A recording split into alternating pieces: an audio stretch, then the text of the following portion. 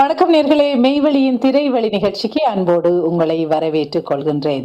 திரைவெளியில் எங்களுடைய ஈழத்தமிழ் திரை காவியங்களை, திரைப்படங்களை, திரைப்படைப்புகளை பற்றி அலசுவதும் அதனுடைய அறிமுகங்களை செய்வதும் என்னுடைய நோக்கமாக இருக்கின்றது. அந்த வகையில் இன்று ஸ்கிரீன் ஷாப்பர்ஸ் உடைய தயாரிப்பில் வருகின்ற ஒரு படம் தொடர்பான ஒரு கலந்துரையாடலை சந்திக்க இருக்கின்றோம்.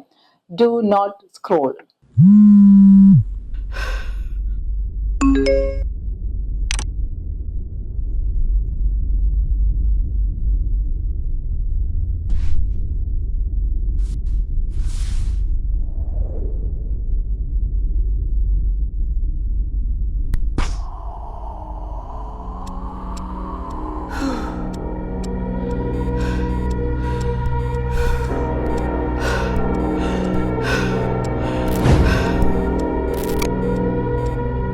பலவிதமான படைப்புகளுடைய தயாரிப்புகள் வந்து கொண்டிருக்கின்ற பொழுது இப்பொழுது டூ நாட் ஸ்க்ரோல் என்ற ஒரு குறுந்திரைப்படம் ஒன்று வெளிவர காத்திருக்கின்றது. அது தொடர்பான அந்த தயாரிப்பில் ஈடுபட்டவர்களோடு இன்று நாங்கள் சந்திக்க இருக்கின்றோம். இந்த வகையில் இந்த இந்த திரை குறுந்திரைப்படம் தொடர்பாக இசையை யாத்து அதனுடைய பின்னணி இசையும் சரி, அதில் வரும் பாடல்களையும் இயக்கியிருப்பவர் எல்லோருமே நீங்கள் அறிந்த எங்களுடைய ராப்சலோன் அந்த 3 ராசாக்களுடைய 3 நட்சத்திரங்களுடைய மிகவும் முக்கியமான இசை அமைப்பாளராக இருக்கின்ற திஷோன் அவர்கள் என்று எங்களோடு இணைந்திருக்கின்றார். அவரோட சேர்ந்து வாகீசன் சொல் வீச்சு வல்லனாக எப்பொழுதுமே பாடலோடு எப்பொழுதும் சக்தி மிக்க ஒரு எழுச்சி மிக்க பாடல்களை தரக்கூடிய ஒரு அற்புதமான எங்களுடைய கலைஞன் ராப்சலோனுடைய இன்னும் ஒரு கலைஞன் வாகிசன். அவர் ஒரு பாடல் வரிகளை யார்த்ததில் அவர் ஒரு முக்கிய பங்காக இந்த திரைப்படம் தொடர்பாக இருக்கின்றார். அதனை விட இந்த திரைப்படத்தில் முக்கிய பாத்திரம் ஏற்று நடித்திருக்கின்ற நடிகை தர்ஷினி இணைந்திருக்கிறார். அவர்களோடு இந்த பாடல் வரிகளுக்கு குரல் கொடுத்த அம்மு குட்டி அம்மு ரஞ்சித் குமார் அவர்களும் எங்களோடு இணைந்திருக்கிறார். அவர்களை அன்போடு வரவேற்றுக் கொள்வோம். வணக்கம் 4 பேருக்கும். வணக்கம். வணக்கம். மீண்டும் எங்களுடைய ராப்சலோன் எங்களுடைய தம்பிமார் 2 பேரோட தங்கைமாரை என்று சந்திப்பது சந்தோஷமாக இருக்கிறது. ஸ்கிரீன் ஷாப்பர்ஸ் உடைய ஒரு பெரிய முனைப்பாக நாங்கள் இப்ப அண்மையில இலங்கையிலிருந்து எங்களுடைய கலைஞர்கள் கிளப்பிசை கலைஞர்கள் லண்டன் தேசத்துல மாநகரத்துல ஒரு பெரும் எழுச்சியான நிகழ்ச்சி ஒன்றை நடத்தியிருந்தார்கள். அதனுடைய தொடர்ச்சியாக இப்பொழுது ஸ்கிரீன் ஷாப்பர்ஸ் வந்து டூ நாட் ஸ்க்ரோல் என்ற ஒரு திரைப்பட தயாரிப்பில் மும்முரமாக ஈடுபட்டு கொண்டிருக்கிறது. ஆகவே உங்களுடைய முதலாவதாக நாங்கள் டூ நாட் ஸ்க்ரோலுக்கு போவதற்கு முதல் உங்களுடைய லண்டன் பயணம் வந்து மீண்டு சென்றிருக்கிறீர்கள். எப்படி இருந்தது? எப்படி அதனுடைய பிரதிபலிப்பு எப்படி இருந்தது? மக்களுடைய ஆதரவு, எங்களுடைய கலைஞர்கள் உங்களுக்கு எப்படி, உங்களுக்கு இங்க வரவேற்பு இருந்தது? எப்படி உங்களுடைய ஃபீலிங், உங்களுடைய உணர்வுகள் எப்படி இருக்கு நாடு திரும்பியதுக்கு பிறகு? வாய்ஸ் எல்லாருக்கும் வணக்கம். லண்டன் வந்து இங்க வந்தது பிறகு ஒரு பெரிய ஒரு டிஃப்ரெண்ட் லைக் அந்த ஒரு பாதையில் இன்னொரு பூஸ்ட் கொடுத்த மாதிரி லைக் ஒரு எனர்ஜெட்டிக்கான ஒரு ஃபார்முலா போகக்கூடிய மாதிரி இருக்குது. அது காரணம் வந்து லண்டன் நான் வந்திருக்கேன், யூகேல நடந்த ஷோ. அதை தாண்டி நீங்கள் எல்லாரும் கொடுத்த சப்போர்ட் என்ன திரும்ப இன்னும் ஒரு 10 ஷோ அடிக்கணும் மாதிரி இருக்குது லண்டனில். என்னால் அவ்வளோதுக்கு எனர்ஜி லைக் எங்கள்ட எனர்ஜி தாண்டி நீங்கள் கொடுத்த எனர்ஜி தான் அதை இன்னும் பவர் ஆகிருக்கேன். எனக்கு வந்த கமெண்ட்ஸில் வளமையாகவே ஒரு எனர்ஜி ஒன்று நாங்கள் ஃபார்ம் பண்ணுவோம், அதை தாண்டின ஒரு எனர்ஜி ஒன்று பார்த்து நாங்கள் யூகே பர்ஃபார்மன்ஸில் என்று சொல்லி. அதுக்கு ரீசன் வந்து லண்டனில் நீங்கள் அந்த சாப்பாடு ஃபுட்டுகள் அங்கே வந்து நாங்கள் வந்திருக்கல எங்களை கவனித்த விதம் சரியோ கவனித்த விதம், மற்றது பாசம். அதை தாண்டி எங்கட பொடியல் வந்திருக்காங்க அப்படி தண்டைக்குள்ள. அப்போ நாங்கள் அதை விட்டு கொடுக்காம நாங்களும் பெர்ஃபார்மன்ஸ் தந்தா தானே அதுக்கான ஒரு இது இருக்குன்றதுக்காண்டி நாங்கள் பெர்ஃபார்ம் பண்ணாங்க. எங்களுக்கு பெரிய ஒரு வரவேற்பு. அதை தாண்டி இப்போ இன்னும் பல ஷோ செய்ய போகிறோம், கூடிய சீக்கிரம் அப்டே பண்ணுறோம். அதாவது லண்டன் ஷோக்கு பிறகு தான் இவ்வளோ கமிட் ஆகிருக்குது. ஸோ அதில் அப்டே பண்ணுவோம். சந்தோஷம். திஷோன் எப்படி இருக்கு? திஷோன் எப்பயுமே எனக்கு ஒரு சின்ன தம்பி மாதிரி, எப்பொழுதுமே இந்த ஒரு இசை கலைஞனுக்குரிய இசைக்கலைஞனாக பார்க்கறத விட அவர் எப்பயுமே ஒரு சாஃப்டா இருப்பார். ஆனா அந்த சாஃப்ட்னஸுக்குள்ள அந்த மென்மைக்குள்ள நிறையவே படைப்பாக்க திறன் நிறைஞ்ச படைப்புகளை நான் பார்த்திருக்கேன். வாய்ஸனுக்கு ஈடு கொடுத்து அவருடைய வாய்ஸனுக்கு எவ்வளவு ஒரு பவர் பைக்கான ஒரு ஆர்டிஸ்டாக ஒரு கலைஞனாக வாய்ஸன் இருக்காரோ அந்த பவர் பைக்கு பின்னால தள்ளுற அந்த பெரிய ஒரு பவரான ஒரு இசையத்தால் அள்ளித்தாரது எங்களுடைய திஜோன். எப்படி உங்களுக்கு லண்டனுடைய அனுபவம் எப்படி நல்லதாக இருந்ததா இல்லாட்டி பயமா இருந்ததா? திரும்ப லண்டனுக்கு வருவீங்களா? பயமுறுத்தி அனுப்பினாங்களா? எப்படி இருக்குது? ஃபர்ஸ்ட் ஆஃப் ஆல் எல்லாருக்கும் வணக்கம். எல்லா வாய்ஸும் சொல்லியிருந்தேன். ஃபர்ஸ்ட் வரைக்கும் ஒரு சின்ன பயம் கொண்டு இருந்ததான் இதை எப்படி சக்ஸஸ் பண்ண போறோம் உண்டு. பட் அங்கே வந்த பிறகு அவன் சொன்ன மாதிரி இந்த அவங்க தந்த பாசம், அந்த அரவணைப்பு, ஸோ அது என்ன சொல்றது, இந்த ஷோவில் வந்து ஆடியன்ஸ் எங்களோட இன்டர்ஃபியர் பண்ண விதங்கள் எல்லாமே லைக் ஒரு பெரிய பூஸ்ட் தான். ஸோ ஃபர்ஸ்ட் ஸ்டெப் இந்த லண்டன் ஷோ. இதுக்கு பிறகு வாய்ஸ் சொன்ன மாதிரி நிறைய இதுக்கு பிறகு காத்துட்டு இருக்கு. ஸோ இதுங்கள ஒரு படி மேலே உயர்த்தி விட்டுருக்கு இந்த லண்டன் ஷோ. லண்டன் ஷோக்கு பிறகு நீங்க சரியான பிஸி ஆயிட்டீங்கன்னு நினைக்கிறேன். உங்களை பிடிக்கவே முடியல. ஒவ்வொரு ப்ராஜெக்ட் உங்களுக்கு நான் வந்திருக்கேன்னு நினைக்கிறேன். படங்கள்ல இருந்து பாட்டுகள்ல இருந்து எங்களுக்கு எப்படின்னு சொன்னால் இப்போ முன்னம் செஞ்ச கான்சர்ட்ஸ் அதில் தாண்டி எங்களுக்கு மன ரீதியாக ஒரு மகிழ்ச்சியை தந்த ஒரு கான்சர்ட். என்னால் எல்லாம் ஒட்டுமொத்தமாக எல்லாம் எங்கண்ட இலங்கை தமிழ் ஈழத்தமிழ் கலைஞர்கள் அதை தாண்டி எங்கண்ட எல்லாமே எங்களோட ஒரே தமிழ் கலைஞர்கள் எல்லாரும் சேர்ந்து பெர்ஃபார்ம் பண்ணது, அந்த ஸ்டேஜ் எல்லாமே வந்து அந்த சப்போர்ட் என்ன அது அது அதால தான் அதெல்லாம் நான் அது ஸ்டார்ட் பாயிண்டாக பார்க்குறேன். ஸோ இப்படி ஒரு விஷயம் இதான் எங்களுக்கு ஸ்டார்ட் பாயிண்ட் பார்க்குறேன். இதுக்கு முன் நம்ம பெர்ஃபார்ம் பண்ண எத்தனை கான்சர்ட்டாக இருக்கட்டும் எல்லாத்தையும் தாண்டி இது ஒரு ஃபர்ஸ்டான ஆடியன்ஸுன்றதை தாண்டி இது எனக்கு ஒரு ஃபர்ஸ்டான கான்சர்ட் மாதிரி ஒரு மைண்டில் இருந்தது. இதுக்கு முன்னம் பல கான்சர்ட் செஞ்சுருக்கிறோம். ஆனால் இதான் எனக்கு ஃபர்ஸ்டான கான்சர்ட் மாதிரி ஃபீல் பண்ண வச்சிருக்கு.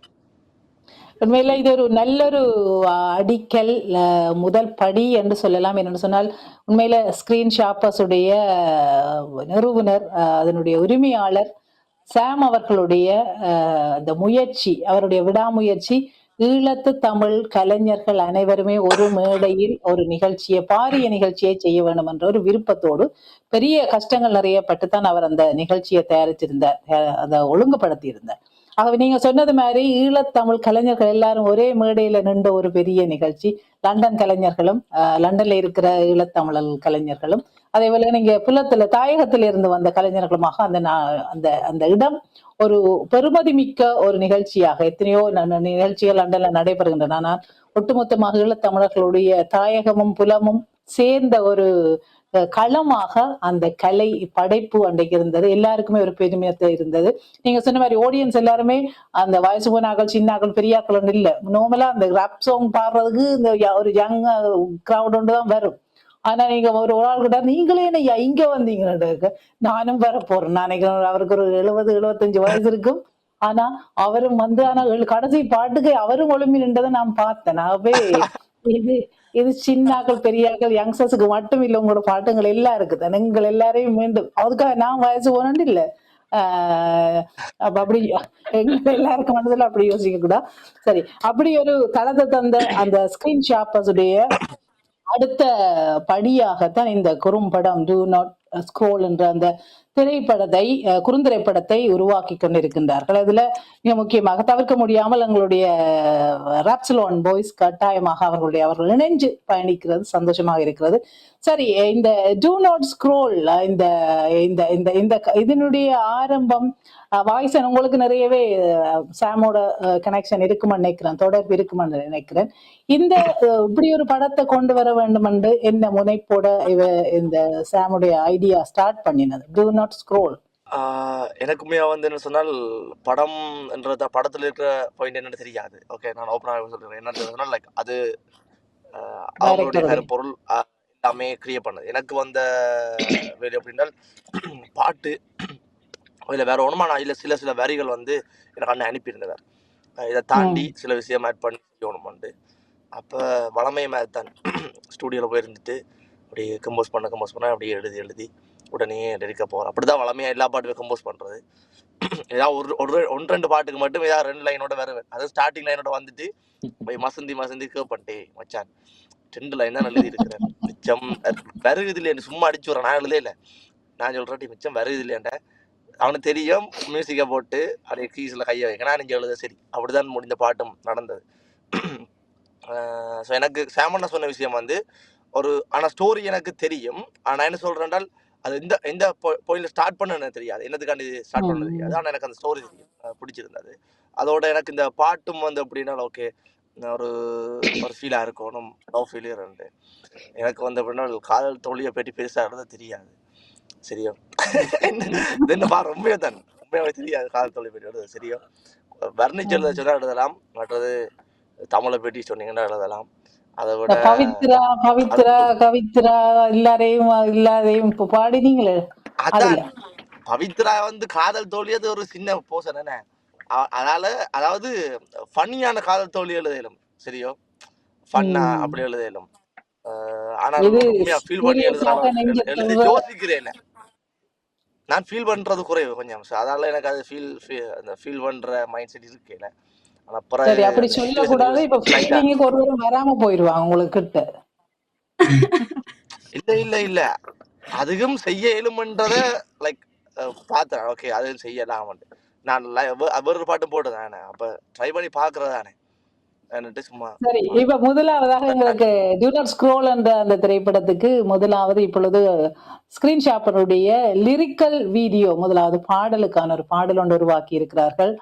தங்கமே தங்கமேன்னு எனக்கு இன்னும் இப்ப காதுக்கு கேட்டு திஷோண்ட மியூசிக் இசை வந்து அழுதுடு மென்குரல் கேளாயோ பாசத்துக்கு ஏமாந்தாயின் பாராயோ என்ற வரிகளோடு ஆரம்பிக்குது வாய்ஸனுடைய வரிகள் என்று நினைக்கிறேன்.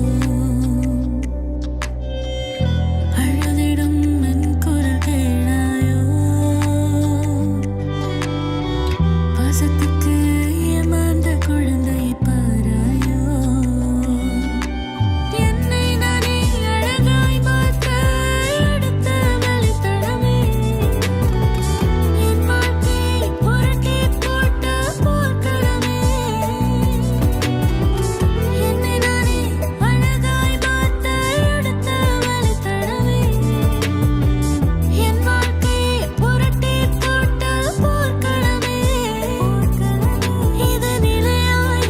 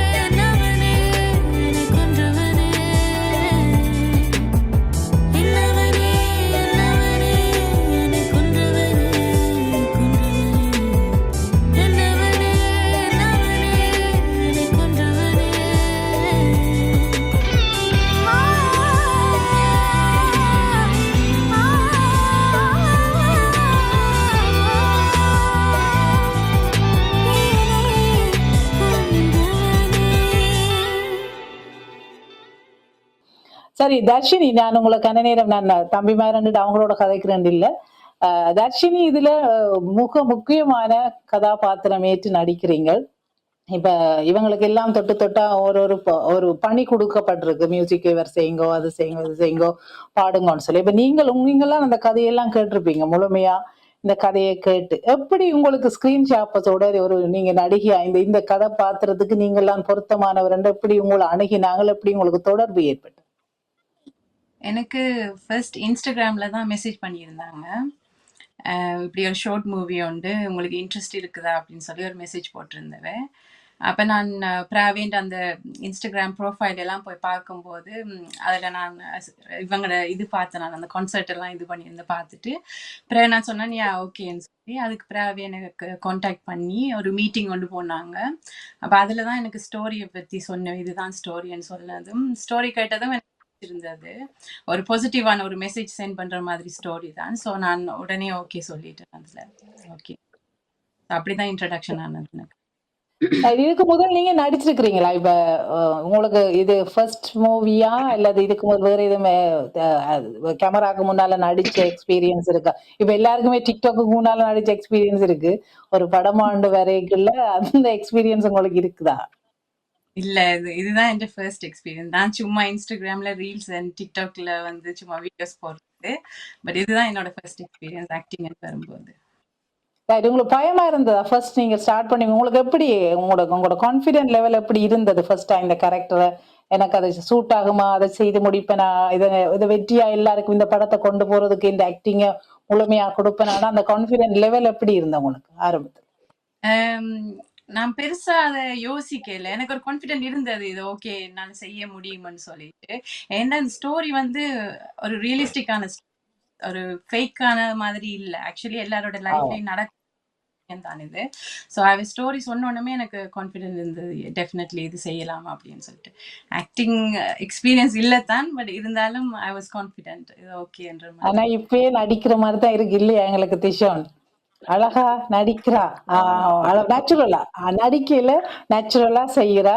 டூ நாட் ஸ்க்ரோல் உடனே எங்களுக்கு விளங்கிட்டு ஏதோ சோசியல் மீடியா ப்ராப்ளம் அது தொடர்பான இஷ்யூவா இருக்கலாம். அந்த பேரை பார்த்தோன்னே நான் நினைக்கிறேன். நான் அந்த பாட்டை பார்த்தோன்னே எனக்கு அப்படி ஒரு முதலாவது உங்களுடைய பாடலை அழுதுடும் என் குரல் கட்டுறக்கு அந்த ஸ்டார்டிங் மியூசிக் ப்ரீலூட் வரும் பொழுதே அந்த ஒரு ஒரு ஒரு ஒரு இழப்பு, தவிப்பு தொடர்பான அந்த ஒரு ஃபீல் அந்த மியூசிக் கொடுத்து அவ எனக்கு ஒரு டச்சபிளான மியூசிக்கா தான் இருந்தது.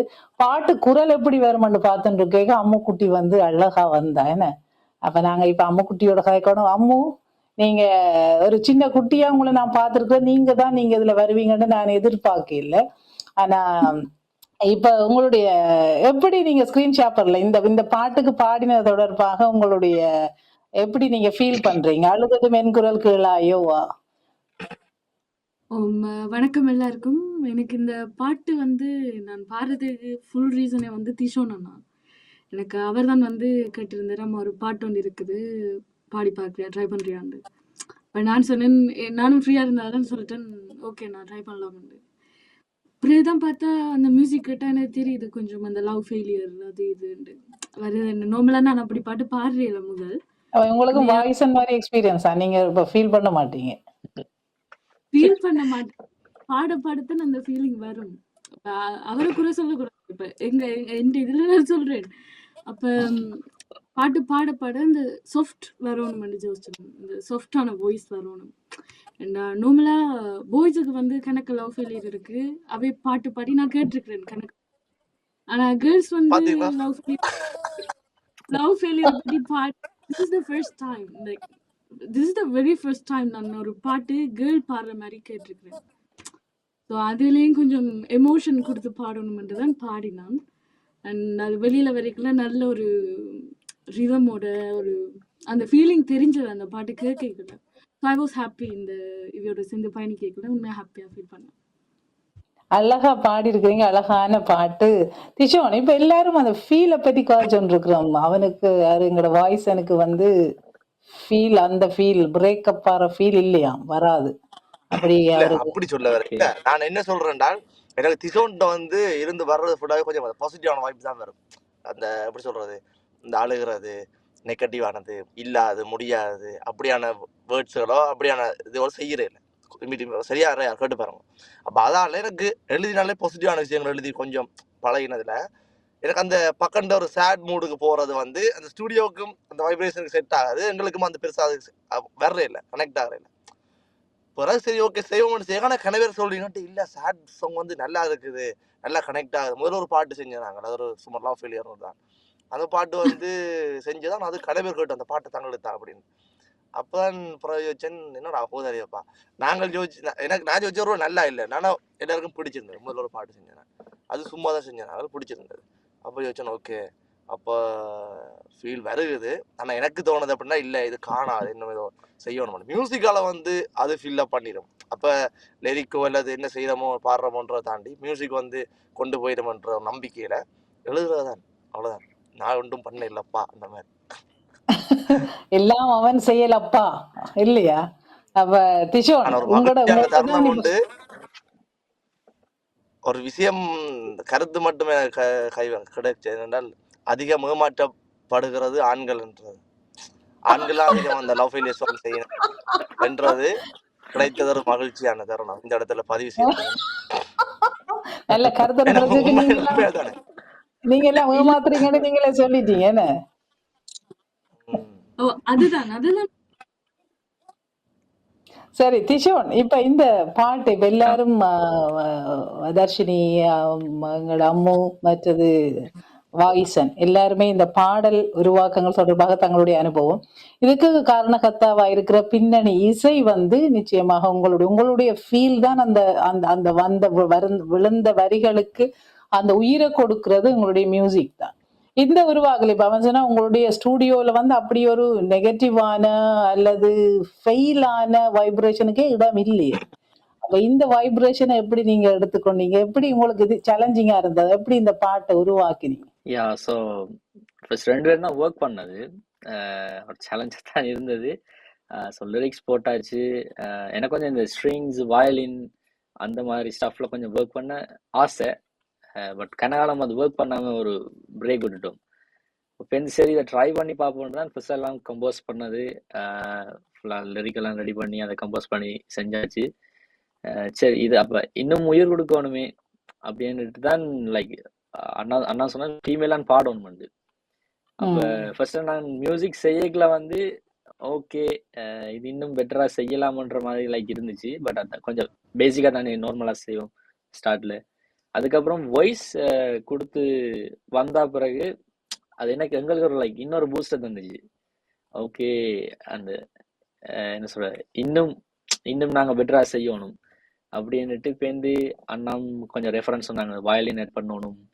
ஸோ அப்படி அந்த ஸ்டஃப் எல்லாம் செய்யணும். ஸோ ஃபைனலி எல்லா மிக்ஸ் லைக் வயலின் வோக்கல்ஸ் எல்லாம் போட்டு தான் டேக்க அது ஒரு வேற ஃபீல் ஒன்று இருந்துச்சு. ஸோ ஒரு நியூ எக்ஸ்பீரியன்ஸ் தான் லைக். எல்லாம் அழகா இருந்தது. இந்த லிரிக்கல் வீடியோவுக்கு இந்த எடிட்டிங்கும் வந்து அற்புதமாக இருக்குது. ஒரு வண்ண கலவையாக இருந்தாலும் ஃபெயிலியராக இருந்தாலும் கூட அந்த கலர்ஃபுல்லான அந்த லிரிக்கல் வீடியோ வந்து நல்ல அழகா அமைஞ்சிருக்குன்னு நான் நம்புறேன். இந்த வீடியோ உருவாக்குறது யார்? அதனுடைய பின்னணி யார்? அது இதனுடைய உருவாக்கங்கள் திஷோன்? யா ஸோ நம்மளோட டிசைனர் தான் ராப்சிலோன்ல இருக்கிற மதுஸ் ஜேம் வந்து அவர் சரியான கட்டிக்காரன். நாங்கள் என்ன விஷயத்தை எக்ஸ்பெக்ட் பண்றோமோ அதுக்கேற்ற மாதிரி அதை செஞ்சு வந்துடும். ஸோ அவன்ட ஓன் ஐடியாஸ் தான் இது ஃபுல்லாவே.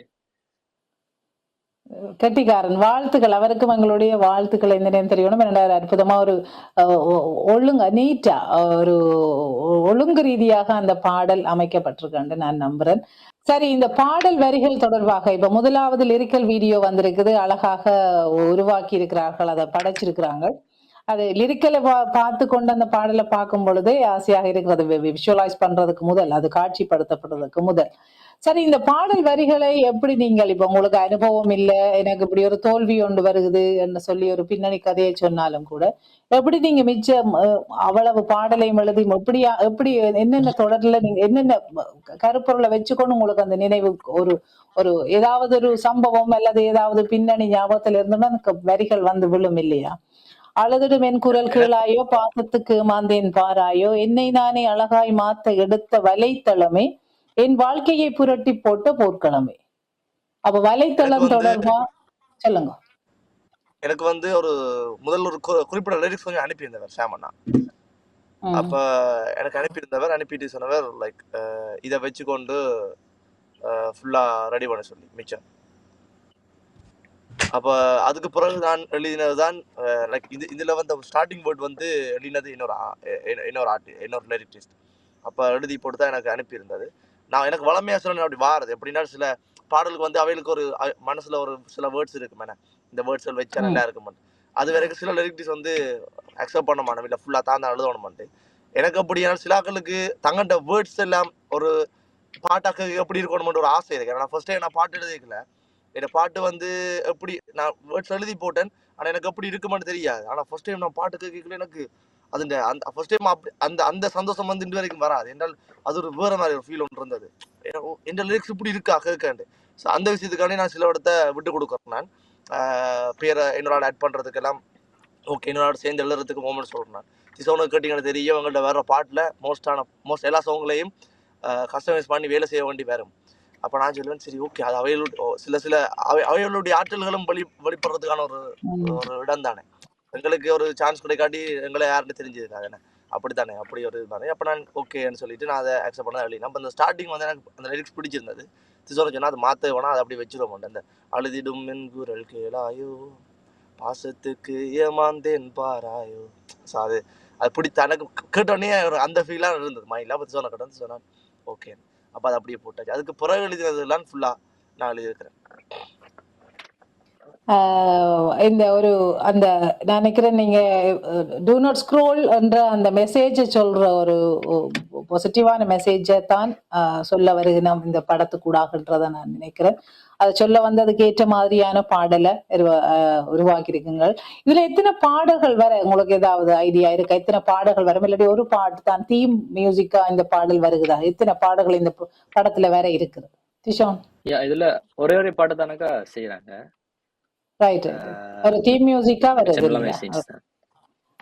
தர்ஷினி, உங்களுடைய பங்களிப்பு ஒரு நடிகையாக இதுக்கு முதல் நீங்க இப்ப உங்களுக்கு ஒரு கஷ்டமான கேரக்டர் தான் இல்லையா? ஒரு ஃபெயிலியரை வெளிப்படுத்துற கேரக்டரா இருக்கிற இதுதான். ஆனா அது ஒரு சாந்தமான முகமா, நேச்சுரலாகவே அப்படி ஒரு சாந்தமாக ஒரு முகமா இருக்குது. இதுக்கு பொருத்தமாக இருக்கும்னு நினைக்கிறேன். நீங்க இதுக்கு முதல் உங்களுக்கு ஒரு நடிகையா வாரதுக்கு முதல் எந்த நடிகை உங்களுக்கு ஒரு ரோல் மாடலா நீங்க பாக்குற, நீங்க யார்கிட்ட நடிப்புகள் உங்களுக்கு கூட விருப்பம்?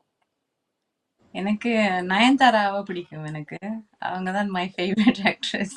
நயன்தாரா மாதிரி நிறைய சாதிக்க போறீங்க.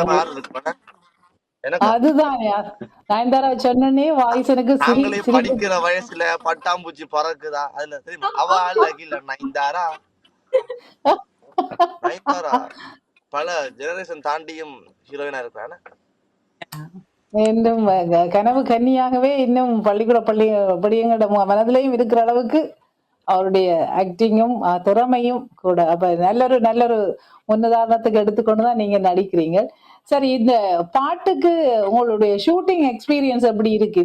இதுவரைக்கும் உங்களுடைய நடிப்பு ஆரம்பிக்கப்பட்டிருக்கு.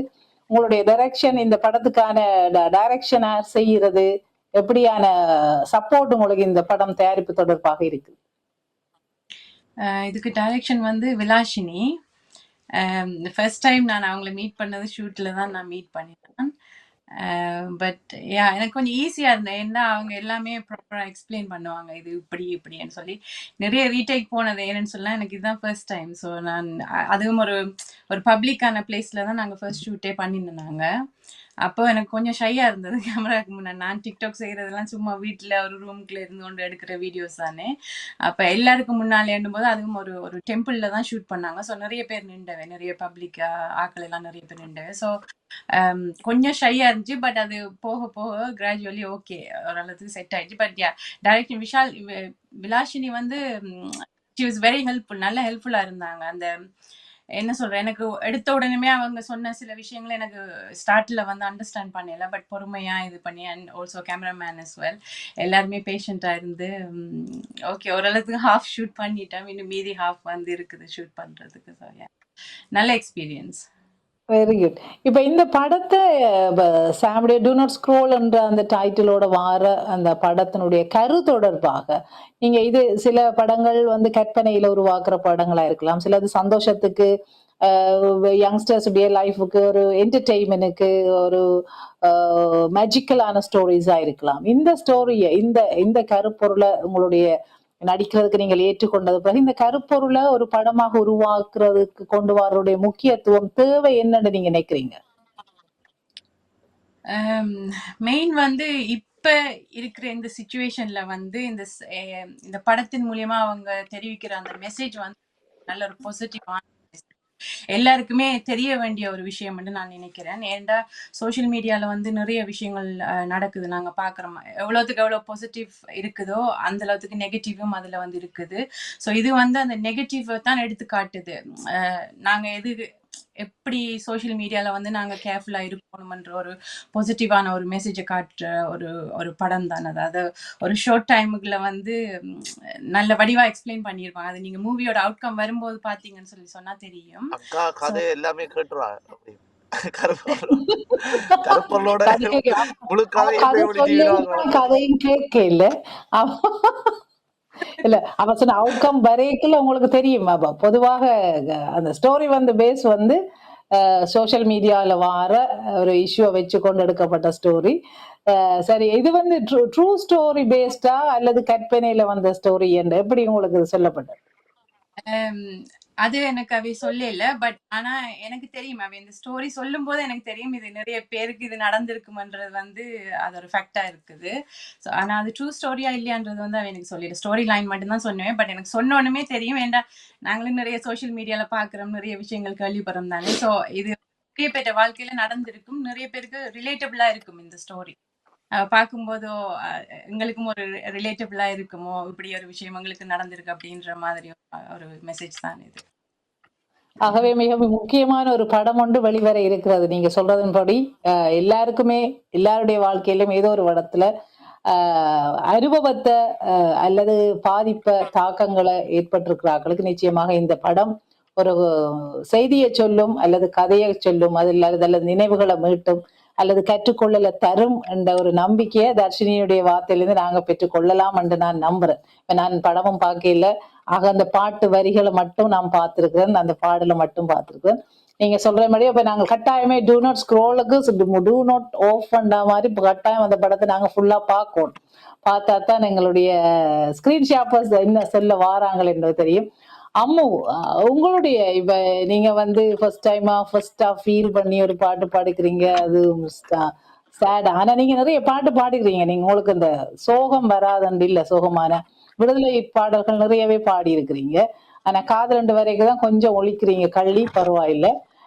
அதுவும் காதல் சந்தோஷமான காதல் வரும்னு நினைக்கிறேன். இது வந்து பிரிவு உடைவு என்பது ஒரு ஹார்ட் பிரேக்கிங்கான விஷயங்கள் சொல்லி கொஞ்சம் கஷ்டம்தான். அதுக்கு அவ்வளவு ஃபீல எப்படி உங்களுக்கு திஷோன் எப்படி உங்கள்ட்ட இருந்த உங்களோட பொட்டன்ஷியல் உங்களுடைய திறமை முழுக்க எப்படி அவர் எடுத்தாருன்னு நீங்க நினைக்கிறீங்க? ஃபர்ஸ்ட் ஆஃப் ஆல் நான் என்ன சொல்லணும்னா, அதுக்கு முழு ரீசன் வந்து மியூசிக் தான். அந்த அந்த இசையை வந்து கேட்கல எங்களுக்கே தெரியுமா, ஐயோ இப்படி பாடணும், இல்லாட்டி அதோட வடிவு இருக்காதுன்னு சொல்லி. அப்ப இந்த பாட்டு பாட சொல்லி வரைக்கும் நான் எங்கட அம்மாட்ட போய் கேட்டேன், அம்மா இப்படி ஒரு பாட்டு வந்திருக்குது, லவ் ஃபெயிலியர் சாங், கட்டாயம் பாடித்தான் நான் பண்ணேன். அம்மா சொன்னா சரி பரவாயில்ல பாடுன்னு சொல்லிட்டா. ஆனா இதே இந்த ரியல் லைஃப்ல நடந்தா அம்மா அடிச்சு வெளியில அனுப்பிடுவா. இல்ல அப்படி எதிரண்டு இல்ல, ஆனா என்ன சொல்ற, லவ்ன்றது வந்து ஒரு ஒரு ஒரு ஒரு என்ன சொல்ற ஒரு இம்பார்ட்டன்டான விஷயம். அது எனக்கு தெரியல, ஆனா இன்னொரு ஆட்களோட லைஃப்ல நடக்கல எங்களுக்கு கவலையா இருக்கும். அப்ப அதோட ஒரு ஃபெயிலியர் வந்து அப்படி பிரேக் ஆச்சுன்னா இப்படிதான் இருக்கும் என்ற ஒரு ஃபீலிங். அதை நான் இந்த மைண்ட்ல செட் பண்ணி போட்டு ரெக்கார்ட் பண்ணி கொடுத்துட்டேன். பிறகு திஷோன் அண்ணா தான் சொன்னவர், அவர் தான் அந்த கான்ஃபிடன்ஸ் தந்தவர், இப்படி பாடினா நல்லா இருக்கும். அதை விட அந்த மெலோடி வந்து எனக்கு பிடிச்சு கொண்டது, பாட ஈஸியா இருந்தது. ஸோ அது அப்படியே வெளியில வந்துட்டு பாடிக்கல. அப்படியே அவர் சொன்ன மாதிரி தன்னை மாதிரியே ஒரு சாஃப்டா உங்களோட குரலையும் வார்த்து எடுத்து அப்படியே மெல்லவா அப்படியே ஊத்தி தந்திருக்கிறாரு எங்களுக்கு. அந்த மியூசிக்கும் அப்படியே ஒரு ஒரு ஸ்மூத்தா அந்த பாடலோட நாங்க போக மாதிரி இருக்குது. திஷோன் என்னன்னு நீங்க அம்மோட குரலை இதுக்கு பொருத்தமா நீங்க தேடி எழுதுறீங்க? எத்தனையோ பாடகிகள் உங்களை சுத்தி இருக்கிறாங்க இல்லையா? இவங்களை கடந்து ஏன் அம்மூட்ட போனீங்க பிரான்ஸுக்கு? ரீசெண்டாக ஒரு சாங் ஒர்க் அவுட் பண்ணியிருந்தேன். ஸோ ஒரு அண்ணா தான் அவர் இன்ட்ரடியூஸ் பண்ணியிருந்தாங்க. அப்போ அந்த அந்த பாட்டு சாங்கோட இதுக்கு லைக் அப்படியே ஆப்போசிட்டான பாட்டு. ஆப்போசிட்டான ஏன்னா பாட்டு. அது ஒரு ஸோ நானும் அது இந்த வாய்ஸ் டோனே என்ன அது பாட்டு? அந்த டிஃப்ரெண்ட். இது பாட்டு மெலடி, அது இல்ல இல்ல அந்த ஃபர்ஸ்டா பாட்டு வந்து பாட்டு திசோன் வந்து அப்படின்னா முதல்ல வந்து இந்த பாட்டு வேற ஒரு பாட்டு தான் வந்தது சரியா. அப்ப அந்த பாட்டுல வந்து ஒரு வோக்கல் வரும். அப்ப திசோனுக்கு ரெஃபரன்ஸ் காட்ட எனக்கு உண்மையா லைக் அந்த பாட்டுக்கு சூட் ஆகாமட்டே தோணே இல்லை வோக்கல்.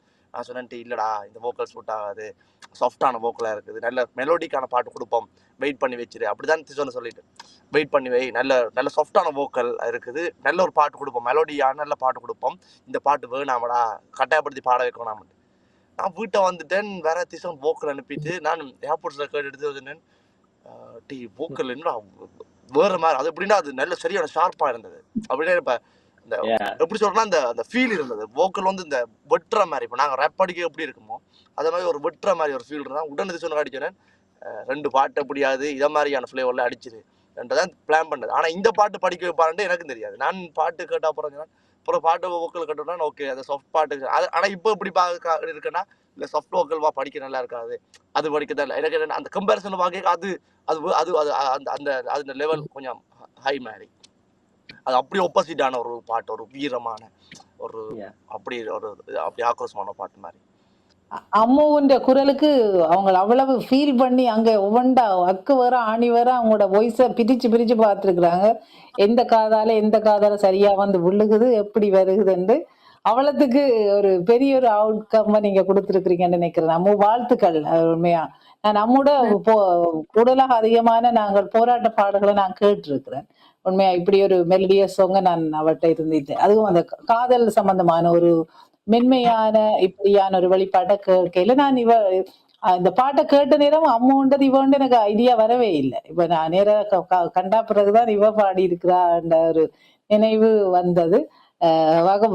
நான் சந்தோஷமா இருக்கேன். என்னன்னா இப்ப எல்லா உலகத்துல இருக்கிற எல்லா ஈழத்தமிழர்களையும் இணைக்கிற விதத்துல நீங்க ஒரு இசையமைப்பாளரா நீங்கள் யாழ்ப்பாணத்துல இருந்து கொண்டு இலங்கையில இருந்து கொண்டு புலம்பெயர்ந்த தேசத்தில் இருக்கிற பாடல்களையும் கண்டு அவங்களை இணைச்சு ஒரு பெரும் பாலமாக இந்த படைப்புகளை உருவாக்குறது வந்து கஷ்டம். ஆனாலும் அத ஒரு அசட்டையாக விட்டுட்டு இருக்காம இப்போ உங்களுக்கு இருக்கிறவங்கள பக்கத்துல இருக்கிறவங்கள வச்சு முடிப்போம் என்ற அந்த இது இல்லாமல் உலகத்துல இருக்கிற எல்லா கலைஞர்களுமே உண்டாக கூறுற ஒரு படைப்பாக நீங்க உருவாக்குறது, அதுக்கான முயற்சி இருக்கிறது மிகவும் வரவேற்கத்தக்கதும் ஆரோக்கியமானதும் எதிர்காலத்துல ஈழத்தமிழர்களுக்கான ஒரு அடையாளத்தையும் கொண்டு வரும் என்றதுல எந்த சந்தேகமும் இல்லை என்றே சொல்லலாம். அவ்வளவுக்கு கடினமான பணி. மற்றது எல்லோருமே நாங்கள்லாம் தனிச்சு நாங்கள் எங்களுடைய அடையாளத்தை மட்டும் தனிச்சு கொண்டு போற விடயங்களை கடந்து நீங்கள் எல்லாரும் நாங்கள் என்ற ஒரு அடையாளத்தை கொண்டு வர, ஈழத்தமிழர் நாங்கள் என்ற அடையாளத்தை கொண்டு வரதுக்கான உங்களுடைய முனைப்பு வந்து உண்மையா பெரிய கைதட்டலோட பாராட்டப்பட வேண்டியது. நாங்கள் எங்கள் ஈழத்து கலைஞர் உண்மையா பாவங்கள் தான் தங்களோட அடையாளத்துக்கு சரியான கஷ்டப்படுறாங்க. தங்களுடைய இடத்தை கொண்டு வந்து பிடிக்கிறதுக்கு நிக்கிறதுக்கு நின்று நிலைக்கிறதுக்கான தளம் கஷ்டம். எல்லாரையும் முனைச்சு கொண்டு போறதுன்றதும் சும்மா லேசான விஷயம் இல்லை. ஆனா அவங்களுடைய முயற்சி ஸ்கிரீன் ஷாப்பர்ஸுக்கு நாங்கள் ஒரு பெரிய தலை வணக்கத்தை செய்யணும்னு நினைக்கிறேன். அந்த முயற்சியில அவங்களோட படமும் நிச்சயமாக வெற்றி பெற வேணும், நல்ல படைப்புகள் வர வேணும். அதுக்காக எல்லா கலைஞர்களுடைய ஒத்துழைப்புகளும் வரணும் என்றதை நான் இந்த நேரத்தில் சொல்லிக்கொண்டு உங்களோட எல்லாருக்கும் இறுதியாக என்ன வாகிசன் என்ன அழைப்பு, டூ நாட் ஸ்க்ரோலை ஏன் பார்க்க வேணும் என்று நீங்க உங்களுடைய மெசேஜ் என்ன, உங்களோட செய்தி? பார்க்க வேணும், அவ்வளவுதான். என்ன சொல்ற பார்க்க வேணும் என்றால் இல்ல எனக்கு தெரிஞ்ச வரைக்கும் அப்படின்னா அது ஒரு நடைமுறை. இப்ப இருக்கிற சிச்சுவேஷன்ல படமா இருந்தாலும் சரி பாட்டா இருந்தாலும் சரி ஒன்றில் வாழ்க்கையில் நடந்த விஷயமா இருக்கணும், இல்லைன்னு சொன்னால் வாழ்க்கையில் நடக்க போற விஷயமா இருக்கணும். 10ல ஒரு விஷயம் செஞ்சா அந்த படம் 100 ஹிட் ஆகும்ன்றது என்னுடைய பாயிண்ட். ஏன்னா நான் இதுவரைக்கும் வந்த படங்கள் பார்த்தது சரி பாட்டு சரி, பர்சனலா எங்களோட லைஃப் எடுத்தாலே ரெப்சூனில் வந்து நாங்கள் நடைமுறையில் இருக்க விஷயத்த பாட்டுக்கு எழுதுறதால தான் எங்களுக்கு பாட்டு ஹிட் ஆகிறது. மற்றது எங்களோட ஆடியன்ஸுக்கு என்ன தேவை, இப்போ நான் எனக்கு யார் தேவை, எந்த ஆடியன்ஸ் தேவை என்றதை நாங்கள் டார்கெட் பண்ணுறதால எங்களுக்கு பாட்டு ஹிட் ஒன்று வருது. அப்போ நடைமுறையில் என்ன இருக்குது, இப்போ நிகழ்காலத்தில் என்ன நடக்குது என்றதை வந்து ப்ரெசென்ட் பண்ணிக்கலாம். வந்து அது ஒரு அப்படி சொல்கிறது பார்வையாளர்களுக்கு வந்து ஒரு விழிப்புணர்வாகவும் இருக்கும். அது தேவை. இப்போ எனக்கு இந்த படத்துலேருந்து வந்து நல்ல ஒரு அந்த அக்கா சொன்ன மாதிரி ஒரு நல்ல ஒரு விழிப்புணர்வு கிடைக்கும் என்று நம்புகிறேன். என்னால் விழிப்புணர்வு கிடைக்கிறதுக்குரிய பாடம். ஸோ அதோட இப்போ நடக்கிற பிரச்சனையை பேஸ் பண்ணியிருக்கு. இப்போ என்ன நடந்து கொண்டு இருக்குது, இப்போ என்ன நடக்குது என்றதை பேஸ் பண்ணுறதால கண்டிப்பாக அது எல்லாருக்கும் மண்டையில் ஏறும். அப்போ கண்டிப்பாக பார்ப்பினோம், படம் பார்ப்பினோம், பிடிக்கும் எல்லாருக்கும். அவ்வளோ கட்டாயம் தேவையான படம் கண்டிப்பாக பாருங்க, மிஸ் பண்ணாமல். மற்றதுங்களோட பாட்டும் இருக்குது, அது கண்டிப்பாக இருக்கும் கொஞ்சம்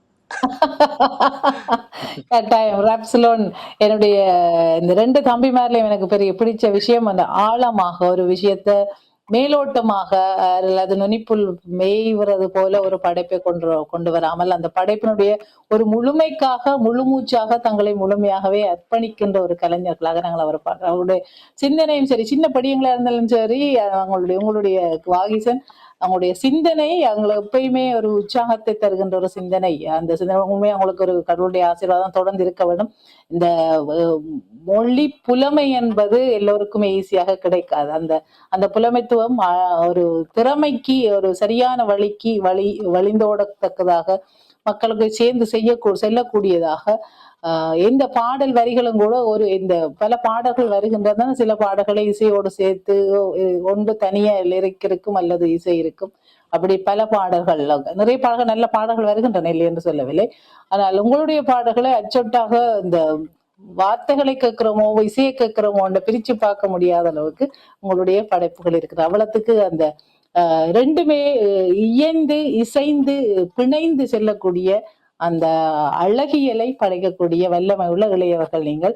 உங்களுடைய உணவு நிச்சயமாக டு நாட் ஸ்க்ரோல் படைப்புல பெரிய தாக்கத்தை செலுத்தும் என்று நம்புறேன். இசையமைப்பாளர், பாடலாசிரியர்கள், நடிகர், பாடகிகள், இன்னும் நடிகர்கள் பலர் இருப்பார்கள். அதோட இயக்குகின்ற இயக்குனர், எங்களை ஸ்கிரீன் பிளே எழுதின சாம், அதனை தொடர்ந்து அதை இயக்குகின்ற வைஷாலி, இல்லையா வைஷாலி, எல்லாருக்குமே மெய்வழி சார்பாக எங்களுடைய வாழ்த்துக்கள். மக்கள் எல்லாரும் இந்த படத்தை நிச்சயமாக டு நாட் ஸ்க்ரோலை எதிர்பார்த்து கொண்டிருப்பார்கள். இது எந்த மட்டத்துல எந்த கால அளவில் இது வெளிவரும் என்று யாருக்காவது தகவல் தெரிந்தால் அதையும் பகிர்ந்து கொள்ளலாம் நினைக்கிறேன். மூவி ரிலீஸ் டேட் வந்து ஆகஸ்ட் 13th ஃபிக்ஸ் பண்ணியிருக்கேன். 3 days ஷூட் கண்டினியூ ஆகும். அதுக்கு பிறகு 13th ரிலீஸ் பண்ணலாம்னு சொல்லி ஃபிக்ஸ் பண்ணியிருக்கு டேட். 30 வந்து ரிலீஸ் ஆகுது. ஆகஸ்ட் 13ஆம் தேதி எல்லோருமே ஆவலோடு காத்திருங்கள். To not scroll screen shoppers வழங்குகின்ற டு நாட் ஸ்க்ரோல் குறுந்திரைப்படம் வெளிவர காத்திருக்கின்றது. சமூக நேயத்தை சொல்லுகின்ற ஒரு படமாக இந்த படம் வருகின்றதுன்னு நம்புகிறேன். எல்லோருக்கும் என்னுடைய மன நிறைந்த பாராட்டுகள். தொடர்ச்சியான உங்களுடைய படைப்புகளுக்காக காத்திருக்கின்றோம். அந்த படைப்புகளை எங்களுடைய மக்களோடு பகிர்ந்து கொள்வதற்கு மெய்வழியும் காத்திருக்கின்றது என்பதையும் உங்களுக்கு தெரிவித்துக் கொண்டு உங்களிடமிருந்து அன்போடு விடை பெற்றுக் கொள்கின்றேன். அனைவருக்கும் வாழ்த்துக்களும் நன்றியும். வணக்கம்.